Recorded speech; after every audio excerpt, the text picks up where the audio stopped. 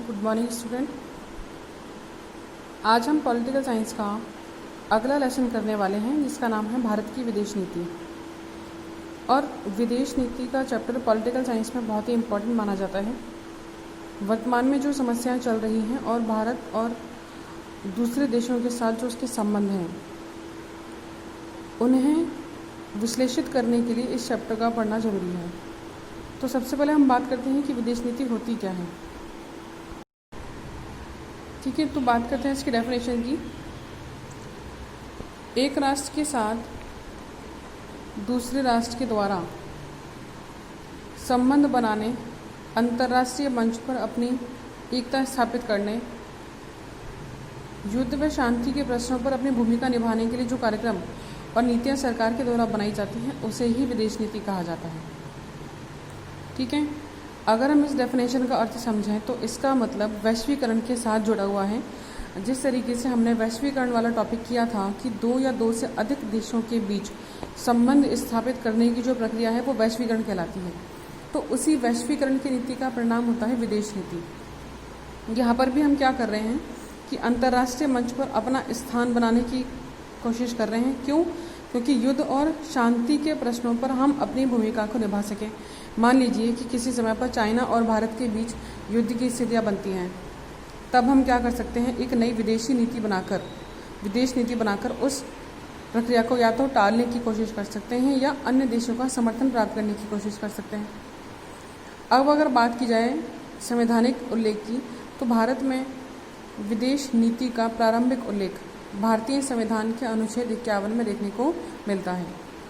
अनुच्छेद 51 में लिखित है कि किस प्रकार से भारतीय नीति की आवश्यकता महसूस हुई और उसे निर्मित किया गया भारतीय हितों की पूर्ति करने के लिए। पंडित जवाहरलाल नेहरू ने भारत की विदेश नीति के 3 स्तंभ बताए हैं। जिस समय पर भारत की विदेश नीति बनाई गई थी, पहली विदेश नीति 1948 और उससे पहले जो बनाई गई थी 1948 से पहले, वो इतनी कारगर सिद्ध नहीं हुई थी क्योंकि हमारा देश उस समय आज़ाद नहीं हुआ था। तो जब विदेश नीति बनी स्वतंत्र भारत की 1948 में, तो उस समय पर जो प्रधानमंत्री थे पंडित जवाहरलाल नेहरू, उन्होंने भारत की विदेश नीति के 3 आधार स्तंभ बताए। पहला था शांति, दूसरा मित्रता और तीसरा समानता। अब अगर हम तीनों पॉइंट्स की बात करें विदेश नीति के 3 आधार स्तंभ की, जो कि वर्तमान में भी कारगर हैं। पहला है शांति समझौता। इसका क्या तात्पर्य है, यानी कि जब हम दूसरे देशों के साथ आर्थिक, सामाजिक या राजनीतिक संबंध बनाए हुए हैं, तब हमें शांति की स्थापना के उद्देश्य से ही सारे कार्य करने हैं। यानी कि हम किसी देश के प्रति आक्रामक या हिंसक प्रवृत्ति नहीं रख सकते या युद्ध की स्थिति हम नहीं रख सकते। क्यों? क्योंकि भारत की जो विशेषता है वो शांति स्थापित करने वाली है। दूसरा जो हमारा आधार स्तंभ था वो था मित्रता, कि सदैव हमें अन्य देशों के साथ मैत्रीपूर्ण संबंध बनाए रखना है, मित्रता के संबंध बनाए रखना है। क्यों? क्योंकि आज के समय में एक देश आर्थिक क्रियाओं के लिए दूसरे देशों पर निर्भर होता है। तो ऐसे समय में यदि मित्रता स्थापित नहीं की जाती तो आर्थिक संकट की स्थितियां उत्पन्न हो सकती हैं। तीसरा है समानता। सभी देश आर्थिक क्रियाओं, सामाजिक क्रियाओं के लिए समान दृष्टि से माने जाएंगे, यानी कि उनके बीच में जो अधिकार निश्चित किए जाते हैं वो सभी इस प्रकार के होंगे, समानता वाले होंगे। ठीक है, तो ये 3 आधार स्तंभ हो गए। यदि एग्जाम में आपसे क्वेश्चन पूछा जाता है कि भारत की विदेश नीति की समीक्षा कीजिए, तो समीक्षा के तौर पर आपको इन तीनों पॉइंट्स के बारे में लिखना पड़ेगा। तो अब हम बात करते हैं भारत की विदेश नीति की जो प्रमुख विशेषताएं थीं उनकी। एक एक करके सारे पॉइंट क्लियर करेंगे। इसमें विदेश नीति का जो सबसे इम्पॉर्टेंट पॉइंट दे रखा है वो है गुटनिरपेक्ष की नीति। सबसे पहले तो हम ये समझते हैं कि गुटनिरपेक्षता का मतलब क्या होता है। गुटनिरपेक्ष नीति का मतलब होता है कि यदि हम या हमारा देश किसी गुट में शामिल ना होकर अपनी स्वतंत्र तथा गृह विदेश नीति अपनाता है, गृह विदेश नीति का मतलब हमारे देश के अंदर बनी हुई, तो उसे कहा जाता है गुटनिरपेक्षता। जैसा कि इसके नाम से पता चल रहा है, गुटनिरपेक्षता यानी कि किसी गुट में शामिल ना होना। ठीक है, अब इसके अंदर खास बातें क्या थी कि 1947 में गुटनिरपेक्ष शब्द का सबसे पहले प्रयोग किया गया था श्री कृष्ण मेनन के द्वारा, और इसके विकास में सर्वाधिक योगदान पंडित जवाहरलाल नेहरू का रहा। इसलिए पंडित जवाहरलाल नेहरू को गुटनिरपेक्ष आंदोलन का प्रणेता या जनक कहा जाता है। अब अगर हम आगे बात करते हैं कि गुटनिरपेक्ष आंदोलन की जो नींव पड़ी थी, सबसे पहले 1955 के बाडुंग सम्मेलन जो कि इंडोनेशिया में आयोजित किया गया था, वहाँ पर भारत के जवाहरलाल नेहरू, मिस्र के अब्दुल नसीर, यूगोस्लोवाकिया के मार्शल टीटो, इन्होंने रखी थी। ठीक है, तो सबसे पहले जो गुटनिरपेक्ष नीति का जो आप पॉइंट करेंगे उसमें आप पहले तो इसकी डेफिनेशन या इसका अर्थ बताएंगे कि गुटनिरपेक्षता का मतलब किसी गुट में शामिल ना होकर स्वतंत्र नीति अपनाना, स्वतंत्र घरेलू नीति अपनाना गुटनिरपेक्षता कहलाता है। इसके बाद आप ये बताएंगे कि 1947 में सबसे पहले कृष्ण मेनन ने इसका प्रयोग किया और सबसे ज़्यादा जो योगदान था वो पंडित जवाहरलाल नेहरू का था, इसीलिए उन्हें जनक कहा जाता है इस नीति का। फिर आप बताएंगे कि इस आंदोलन की जो नींव थी वो किस किस ने रखी, उसमें जो नाम है वो आपको याद होने चाहिए। अब बात करते हैं इसके आगे। इन्होंने नींव रखी इसके जिनका सहयोग इंडोनेशिया के सुकर्णो तथा घाना के एनक्रोमा ने दिया। इन 5 सदस्यों ने गुटनिरपेक्ष आंदोलन का कर्णधार इन्हें माना जाता है। कर्णधार का मतलब कि जितनी भी नीतियाँ थीं, गुटनिरपेक्ष नीति को जो विस्तारित करना था या इसे चलन में लाना था, ये सारा काम इन्होंने किया। ठीक है, अब बात करते हैं हम इसके सम्मेलन की। गुटनिरपेक्ष आंदोलन का जो पहला शिखर सम्मेलन हुआ वो 1961 में हुआ था। 1961 में बेलग्रेड यानी कि यूगोस्लोविया की राजधानी में हुआ था। यूगोस्लोविया की राजधानी बेलग्रेड। इसमें प्रारंभ में 25 देशों ने भाग लिया। सबसे पहला जो सम्मेलन हुआ था 1961 में, कुल 25 राष्ट्र इसमें थे। आगे अगर हम अगले पॉइंट की बात करते हैं, इसका जो 7वां शिखर सम्मेलन था वो इंदिरा गांधी जो कि प्रधानमंत्री थी उनके काल में नई दिल्ली 1988 में हुआ। इसमें 101 सदस्य देशों ने भाग लिया। 101 सदस्य नहीं है, 101 सदस्य देश हैं। 7वें शिखर सम्मेलन के बाद हम बात करते हैं इसके 16वें शिखर सम्मेलन की, जो कि 2012 में ईरान की राजधानी तेहरान में हुआ। ठीक है, तो इसमें आपको 2-3 शिखर सम्मेलन याद रखने हैं। सबसे पहला तो जो हुआ था 1961 में, उसके बाद हुआ था 1988 में, उसके बाद 16वां हुआ था 2012 में। 3 शिखर सम्मेलन हो चुके हैं। अब हम बात करते हैं इसके 2012 में जो सम्मेलन हुआ था उसी की, कि इसमें अजरबैजान और फिजी नामक 2 नए देश इसके सदस्य बने। ठीक है, हम बात कर रहे थे 2012 से पहले 1988 की, तो उसमें 101 सदस्यों ने भाग लिया था। और वहीं 2012 में इसमें 2 देश और जुड़ गए। कौन कौन से? अजरबैजान और फिजी। तो इसीलिए इसकी सदस्यों की संख्या कितनी हो गई? 120। आप कहेंगे कि पहले 101 थी, 2 बढ़ गए तो 103 होने चाहिए, 120 क्यों हो गए?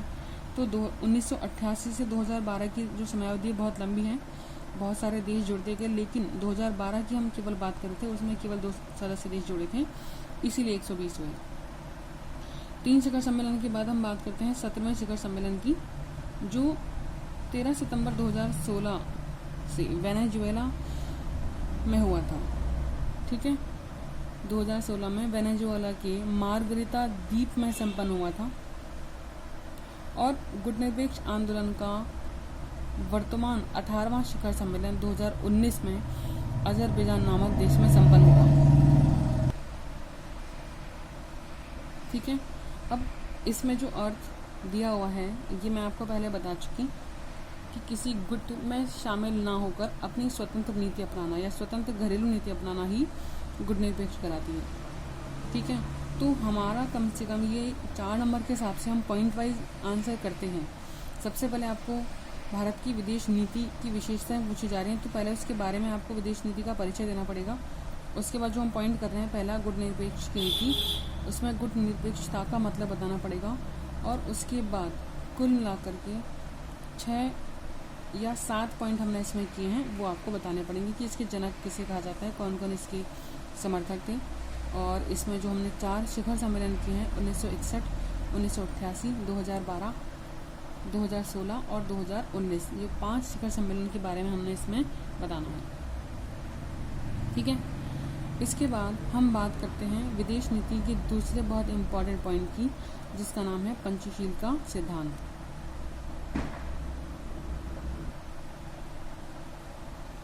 तो पंचशील के सिद्धांत की अगर हम बात करें, इसके नाम से आपको पता चल रहा है कि विदेश नीति में पंचशील सिद्धांतों में 5 मुख्य बातें रखी गई जिनका पालन प्रत्येक देश को करना चाहिए।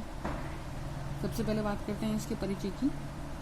तिब्बत के संबंध में बात की जा रही थी। तिब्बत का नाम इसलिए आया है क्योंकि पंचशीलता का सिद्धांत की जो भूमिका है वो वहीं से तय की गई थी। 29 अप्रैल 1954 को भारत के प्रधानमंत्री पंडित जवाहरलाल नेहरू तथा चीन के राष्ट्रपति चाओ एन लाई के बीच ये सिद्धांत या ये समझौता संपन्न हुआ और इसमें कुल मिलाकर के 5 बातें रखी गई हैं। पहली थी कि एक देश दूसरे देश की अखंडता का सम्मान करेगा, यानी कि किसी देश में जो मुख्य नियम बनाए गए हैं शांतिपूर्ण तरीके से रहने के लिए, तो प्रत्येक देश को एक दूसरे का सम्मान करना पड़ेगा। इसके बाद दूसरा पॉइंट, भारत इस नीति पर अब तक चल रहा है, एक राष्ट्र दूसरे राष्ट्र पर आक्रमण नहीं करेगा। आक्रमण नहीं करने का मतलब कि पहले से आप किसी राष्ट्र पर हमला नहीं कर सकते। तीसरा जो पॉइंट है, एक देश दूसरे देश के, तीसरे पॉइंट की तीसरा जो इसका पॉइंट है वो है शांतिपूर्ण सह अस्तित्व की भावना। और आपका ये बुक में पूरा टॉपिक भी है। शांतिपूर्ण सह अस्तित्व का मतलब कि प्रत्येक देश अन्य राष्ट्रों के साथ शांतिपूर्ण तरीके से रहेगा। ठीक है, आक्रामक तरीके से नहीं रह सकता, युद्ध संबंधित जो नीतियाँ हैं वो नहीं बना सकता। अगर नीतियाँ बनाता है तो उसे दूसरे देशों पर अप्लाई नहीं कर सकता। ठीक है, क्यों? क्योंकि प्रत्येक देश किस तरीके से रहना चाहिए, शांतिपूर्ण तरीके से। 5वां इसका पॉइंट है कि सभी देशों के साथ समानता का व्यवहार किया जाएगा।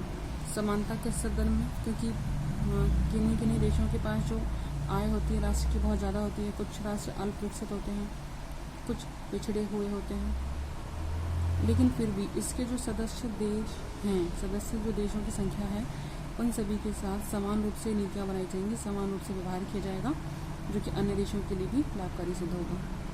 तो पंचशील के सिद्धांत के बारे में आपको बताएंगे कि जो पंचशील का सिद्धांत था 29 अप्रैल 1954 को भारत के प्रधानमंत्री श्री जवाहरलाल नेहरू और चीन के राष्ट्रपति चाओ एन लाई के बीच संपन्न हुआ और इन दोनों ने मिलकर के भारतीय विदेश नीति के संदर्भ में 5 सिद्धांत बनाए।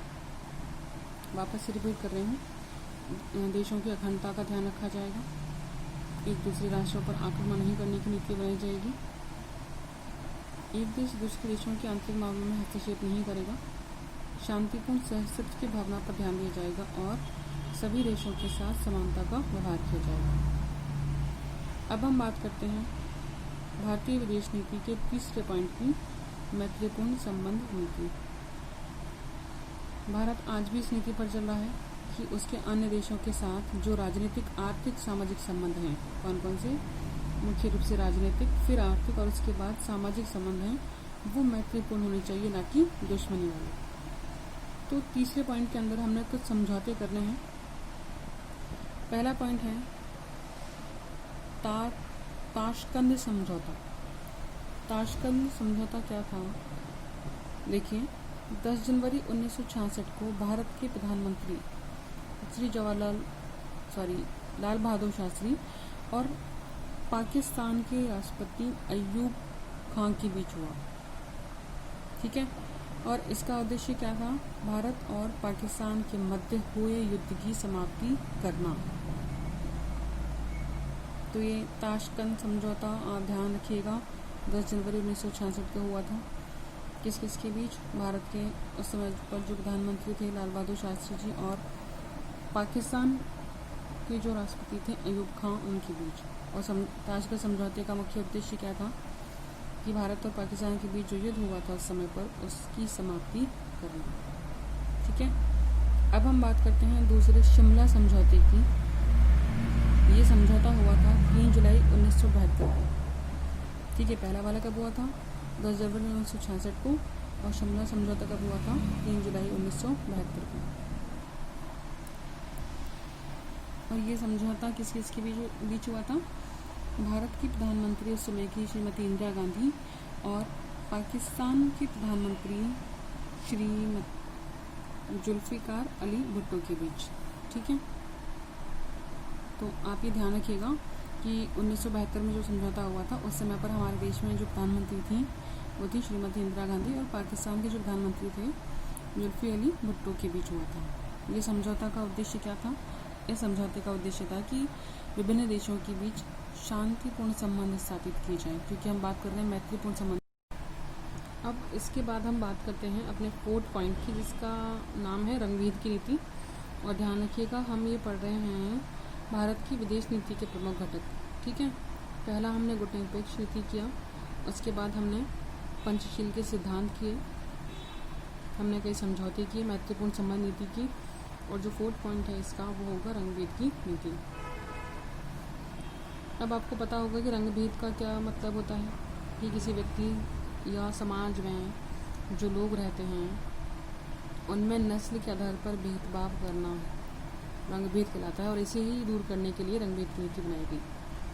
तो दक्षिण अफ्रीका में रहने वाले उच्च मूल के श्वेत नागरिकों द्वारा काले लोगों के साथ रंग व नस्ल के आधार पर जो भेदभाव किया जाता था, इसे दूर करने के लिए नीति बनी। इस समस्या के निराकरण के लिए दक्षिण अफ्रीका में नेशनल पार्टी की सरकार ने 1948 में एक कानून बनाया, और इस कानून में काले और गोरे लोगों को अलग अलग निवास करने की प्रणाली लागू की गई कि ये जो लोग हैं वो अलग अलग, इनके जो आवासीय क्षेत्र हैं वो अलग अलग हुआ करेंगे ताकि उनमें विरोध उत्पन्न ना हो। तो इसे ही रंगभेद की नीति कहा गया। तो सबसे पहली चीज़ कि 1948 में नेशनल पार्टी की सरकार के द्वारा ये कानून बनाया गया। कौन सा कानून? रंगभेद की नीति के लिए। कानून के अंतर्गत क्या बात कही गई कि जो काले और गोरे लोग हैं उनका जो निवास स्थान होगा वो अलग अलग होगा ताकि दोनों में विरोध की भावना उत्पन्न ना हो। दक्षिण अफ्रीका में अश्वेत राष्ट्रपति के रूप में नेल्सन मंडेला चुने गए, और उनके राष्ट्रपति चुने जाने के बाद रंगभेद के खिलाफ जो लड़ाई थी वो काफ़ी लंबी चली, और इसकी जो सफलता थी वो भी हमको देखने को मिलती है। ठीक है, अब हम बात करते हैं 5वीं और आखिरी नीति की, पड़ोस की नीति। देखिए इसके बारे में, भारत के वर्तमान प्रधानमंत्री श्री नरेंद्र मोदी ने 2014 में जब सरकार बनने के बाद शपथ ग्रहण किया था तो उन्होंने कई देशों के राष्ट्राध्यक्षों को आमंत्रित किया था तथा शपथ के बाद उन्होंने सबसे पहले भूटान देश की यात्रा की और उसके बाद नेपाल की यात्रा की। इसीलिए इसे पड़ोस की नीति कहा जाता है, या पहले पड़ोस की नीति भी बोल सकते हैं। हालांकि पड़ोस की नीति बोला जाता है क्योंकि हम हमारे जो करीबी राष्ट्र हैं नेपाल और भूटान, उनके साथ अपने संबंधों को मजबूत करना चाहते थे। इसीलिए बीजेपी की जो गवर्नमेंट बनी थी 2014 में, तब जो प्रधानमंत्री बने थे उन्होंने अपने शपथ ग्रहण समारोह में यह बात कही थी। ठीक है, तो यहाँ पर अगर आपसे पूछा जाए कि वर्तमान में गुटनिरपेक्ष की नीति की अप्रासंगिकता का तुलनात्मक अध्ययन करें, तो आपको क्या करना है, गुटनिरपेक्ष नीति वाला हमारा जो पॉइंट था उसके बारे में पूरी व्याख्या करनी है आपको।